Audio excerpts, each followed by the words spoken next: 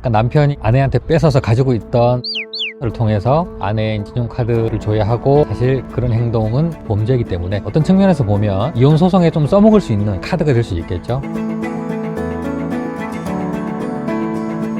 안녕하세요. 푸른 날 채널의 최동훈 변호사입니다. 오늘은 의체증이 아주 심한 남편이 결국은 이 혼인관계를 어떻게 몰고 갔는지에 대해서 한번 얘기를 해볼까 합니다. 블로그에 사례 예, 의체증은 사실 이혼 소송의 단골 소재거든요. 정말 많은 사람들을 만나봤는데, 남편이 아내를 의심하는 걸 보통 의체증이라고 하고, 아내 쪽에서 남편을 의심하면 의부증이다 이렇게 얘기를 하거든요. 그게 의학 용어인지는 모르겠습니다만, 하여튼 이혼 소송 실무에서는 굉장히 많이 발생하고 있는 그런 이혼 사유 중에 하나입니다. 오늘 소개할 사례는 의체증이 조금 심각했던 사례 중에 하나고요. 그리고 이제 이 아내분이 이제 저를 찾아오셔서 털어놓았던 얘기 드리고, 이혼하기까지의 과정에 대해서 이제 제가 조금 설명을 드릴까 하는데요. 정상적인 부부였어요. 그런데 어느 순간 이제 남편이 아내를 의심을 하기 시작한 거죠. 이제 그게 점점 심해져서 나중에는 아내가 어딜 가든지 전화를 해서 위치를 보고해라 이런 전화를 하고, 이제 뭐 어디 뭐 친구 만나러 갈 때도 옆에 누구 있냐, 같은 동네 아줌마 만나, 뭐 이렇게 얘기해도 못 믿겠으니까 영상통화로 바꿔서 얼굴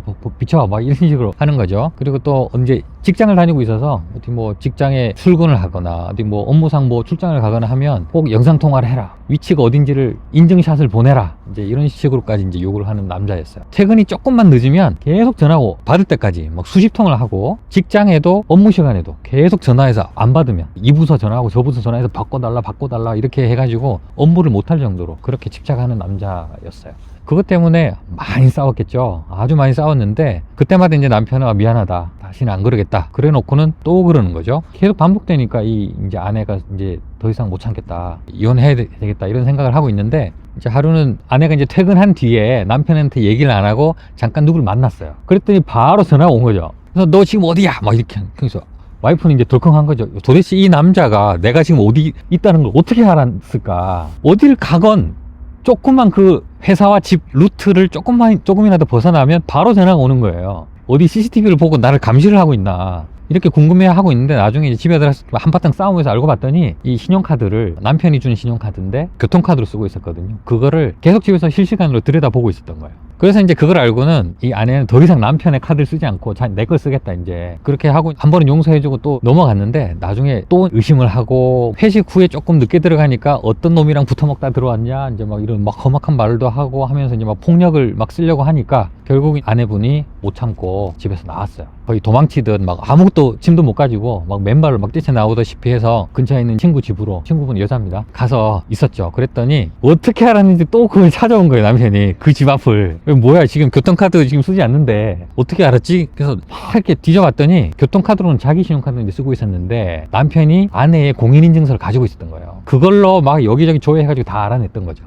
그래서 이제 또 그것도 못 쓰게 조치를 하고 막 112 신고하고 이제 난리를 쳤죠. 그랬더니 집에 있는 딸도 이제 20대였거든요. 이제 전화가 온 거예요. 막 집에 아빠가 지금 나한테 난리 났다, 엄마가 지금 바람 펴서 집 나갔다고 나한테 가보라고 난리가 났다고, 의심하고 난리가 났다고 막 이렇게 전화가 온 거예요. 그래서 막 안 들어오면 죽여버린다느니 막 이런 얘기를 하고 있으니까 어떻게 해야 되냐고. 그래서 막 엄마는 이제 더 이상 아빠한테 미련이 없다 그렇게 얘기를 하고 이혼 소송을 시작하게 됐어요. 그래서 소송을 냈더니 나는 와이프를 의심한 적이 없어요 이렇게 답변을 한 거예요. 물론 이제 소장을 낼 때 딸이 아빠 얘기를 하면서 녹음했던 그런 것들을 증거로 내지는 않았거든요. 그래서 증거를 안 냈더니 증거가 없는 줄 알고 막 거짓말을 한 거예요. 남편은 뭐 딸 의심한 적 없다, 난 딸한테 그런 얘기 한 적 없다, 뭐 이런 얘기를 하길래, 그래서 나중에 이제 뭐 그 녹음 파일하고 다 제출을 하니까 그때 이제 거짓말이라는 게 다 밝혀졌겠죠. 결국 이제 위자료 지급하고 이혼을 하게 됐습니다. 그 정도면 처음부터 약간 이혼을 생각하거나 병원 치료를 생각하는 게 일반적이지 않나요? 결혼할 때부터 사실 그런 행동을 하시는 분들은 거의 없고요. 그런 걸 알았다면 결혼 자체를 하지 않았겠죠. 근데 살다 보니까 어느 순간 이제 그런 행동들이 나오는 거죠. 좀 걱정해서, 밤늦게 아내가 늦게 들어오고 하니까 좀 걱정이 돼서 전화해보거나 하는 건 당연한데, 그걸 넘어서 이제 의심을 하고, 어떤 남자 만나고 들어왔어, 딴짓하는 거 아니야, 뭐 이렇게 의심을 하는 거는 이제 약간 병적이라고 생각이 되거든요. 어떤 부부들은 한번 싸우고 나서 대화해서 뭐 상담을 받거나 치료를 받거나 하기도 합니다. 그걸로 인해서 뭐 이렇게 고쳐지면 좋은데 안 고쳐지는 경우가 좀 많거든요. 그렇게 되면 결국은 질문을 좀 바꿔서 그게 만약에 의학적으로 병이라고 하면 위자료를 또 안 내도 되는 건가요? 그럴 수 있죠. 뭐 자기 의지가 아니라 이 병 때문에 어쩔 수 없이 뭐 의심을 하게 된 것이고 치료하겠다. 그렇게 되면 꼭 위자료를 지급하라는 판결이 안 나올 수도 있습니다. 자기 잘못도 인정하고 또 자기가 병이 있다는 걸 인정을 하고 치료하겠다는 의지까지 보이고 있다면 위자료를 지급하지 말도록 뭐 그런 결정을 할 수도 있는데 꼭 그렇다고 하더라도 위자료가 지급하지 않아도 된다. 그렇게 단정적으로 말할 수는 없어요.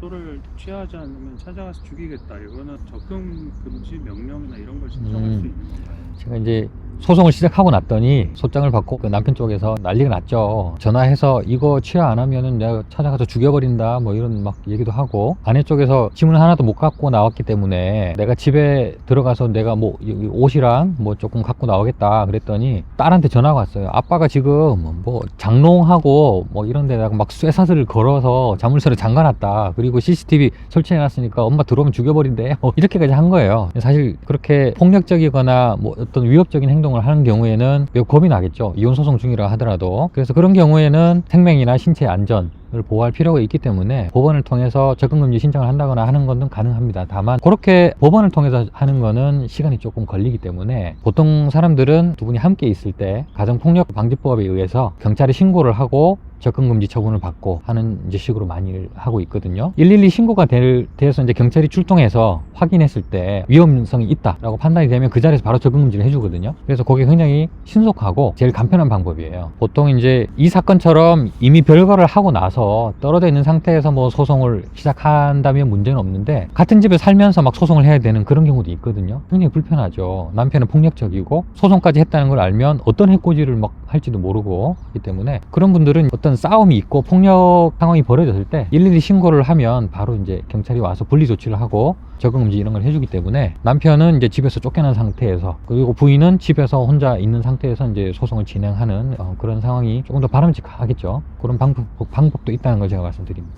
위자료만으로 이게 위로가 안 됐을 것 같은데 더 뭐 손해배상을 청구할 수 있는 방법은 없는 건가요? 예, 이게 참 안타까운 부분인데, 위자료가 사실 이제 손해배상의 일종이거든요. 정신적 피해에 대한 손해배상인데, 위자료로 인해서 내 그럼 정신적인 피해가 보상이 되어야 되잖아요. 근데 그만큼의 충분한 액수가 이제 지급이 돼야 되는 건데, 사실 진짜 소송 실무상으로는 위자료 뭐 최대가 3천만 원 정도 선에서 정해져 있기 때문에, 물론 이제 최대가 3천이기 때문에 뭐 1,000이 될 수도 있고 2,000이 될 수도 있는 거죠. 그 금액을 받고 내 평생의 이 한을 보상할 수는 없죠. 사실은 현실에 비해서 조금 턱없이 부족한 금액으로 지금 책정이 되어 있다. 그건 조금 이제 상향될 필요가 있다, 이런 생각이 들고요. 생명을 침해했다거나 이런 경우도, 사실 그런 경우는 뭐 살해를 당한 유족이 손해배상 청구를 뭐 하는 경우에도 이 위자료를 얼마나 주든 사실 그건 보상받기 어렵거든요. 그런데 이제 이런 뭐 의처증이라든지 이런 것들도 사실은 그 위자료로 인해서 충분한 보상을 받는다, 이걸로 내가 모두 보상이 끝났다, 이렇게 심적인 위안을 얻기는 상당히 어려운 상황이라고 이제 말씀드릴 수가 있고, 그렇다고 해서 딱히 이거 이외에 뭐 다른 방식이 있느냐, 그렇지도 않아요. 물론 이제 예전에 부정행위, 뭐 간통 같은 경우에는 뭐 간통죄로 고소를 해서 처벌이라도 시킬 수 있었는데 그런 것도 지금 없어졌고,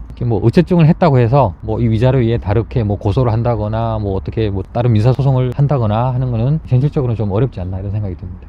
그런 분들께 좀 조언을 부탁드립니다. 제가 이제 정신과 의사는 아니지만 제가 이제 10년 넘게 이제 의처증 환자들을 본 경험에 의해서 말씀드리면, 의심 증세가 나타나고 그게 이제 약간 폭력성으로 변질돼 가고 하는 그런 상황에서 이 남자가 이제 잘못했다, 미안하다, 한 번만 용서해줘 라고 했을 때 용서해주면 그 증상이 하루아침에 없어지느냐, 그렇지 않더라고요. 조금 있다가 또 반복이 되거든요. 사람은 변하지 않습니다. 지금 한번 용서했더라도 그건 재발되기 때문에 용서로 끝나는 것이 아니라 어떤 상담이나 치료를 통해서 그 상황이 재발되지 않도록 확실하게 마무리를 지을 필요가 있고, 그게 안 된다면 참고 사시거나 이혼하시거나 그거밖에 없는 것 같아요. 그래서 그냥 어설프게 한번 용서해 주지 뭐, 그렇게 넘어가시면 재발된다는 걸 꼭 명심하셔야 될 것 같습니다. 한 가지 이제 첨언을 드리면, 그러니까 남편이 아내한테 뺏어서 가지고 있던 공인인증서를 통해서 아내의 이제 신용카드를 조회하고 교통카드 결제 내역을 이제 확인을 했거든요. 사실 그런 행동은 범죄이기 때문에 처벌받습니다. 어떤 측면에서 보면 이혼 소송에 좀 써먹을 수 있는 약간의 카드가 될 수 있겠죠. 고소를 하면 당연히 처벌될 테니까 고소를 해놓고 이제 약간 이제 이혼 소송이나 조정에서 협상하는 여러 카드로 이제 활용할 수도 있을 것 같습니다.